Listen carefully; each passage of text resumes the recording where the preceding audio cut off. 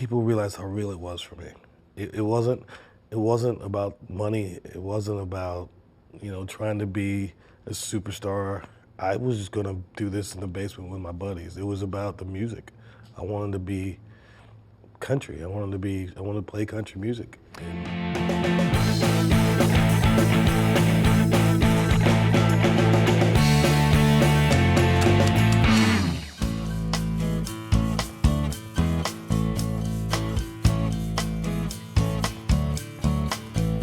Darius Rucker's rise to fame began in the 90s as the lead singer of the band Hootie and the Blowfish.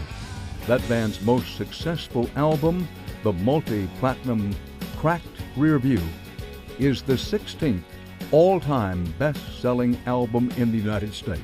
By the end of the 90s, Hootie and the Blowfish had sold millions of albums and won 2 Grammys, one for Best New Artist, the other for the band's mega hit, Let Her Cry.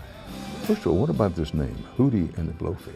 Oh, I was in a show choir in college called Carolina Live. I went to South Carolina, and we had a group called Carolina Live, and I used to give people nicknames all the time. And there was one guy who had big eyes and wore glasses and looked like an owl, and I started calling him Hootie. And his best friend had these huge cheeks on him, and one night I called him the Blowfish, and the whole group started calling him Blowfish. And we were at a party one night, and they walked in, and I said, I'll never forget this night. I said, look, Hootie and the Blowfish. And in the back of my mind, I'd lied to myself and said, what a great name for a band.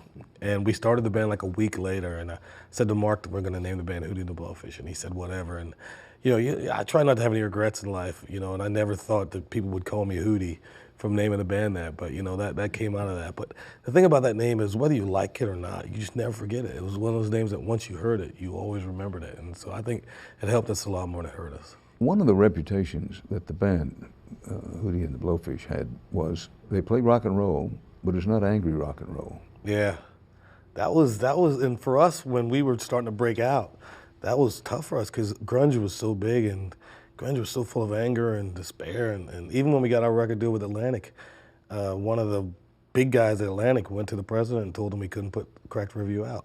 Said, if you put this record out, we'll be the laughingstock of music.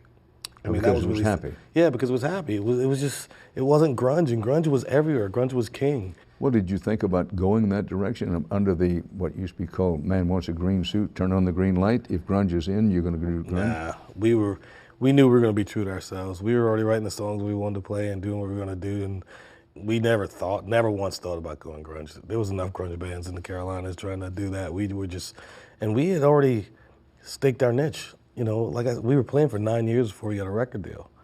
And so we already had our following, and the things we thought about changing the name and thought if we did that, we'll be starting all over. You know, never thought about changing the music because it was who we were.